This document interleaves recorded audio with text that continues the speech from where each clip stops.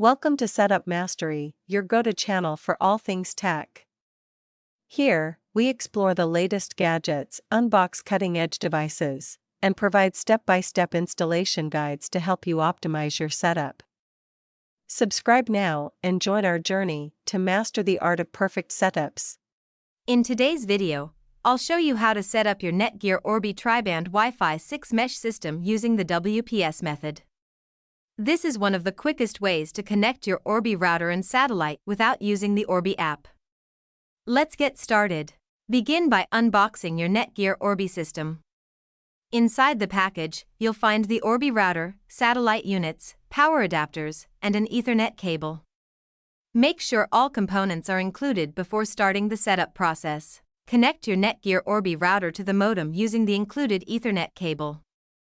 Next, plug the power adapter into the router and a wall outlet. Turn it on and wait for the LED to stabilize. Find the sync button on the back panel of your Orbi router.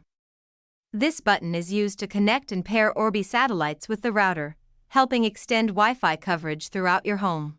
Within 2 minutes, press the sync button on the Orbi satellite. The satellite will begin searching for the router and establish a connection automatically.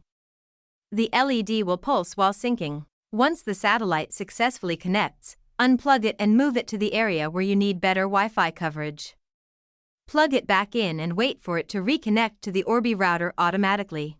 If you experience any issues during setup, our support team is ready to help. Contact our experienced professionals at 1-323-507-3713 for expert assistance, troubleshooting, and guidance to ensure your NETGEAR Orbi system works smoothly. That's it. Your NETGEAR Orbi tri-band Wi-Fi 6 mesh system is now set up using the WPS method. If this video helped you, don't forget to like, share, and subscribe for more Wi-Fi router, extender, and mesh system setup guides. Thanks for watching.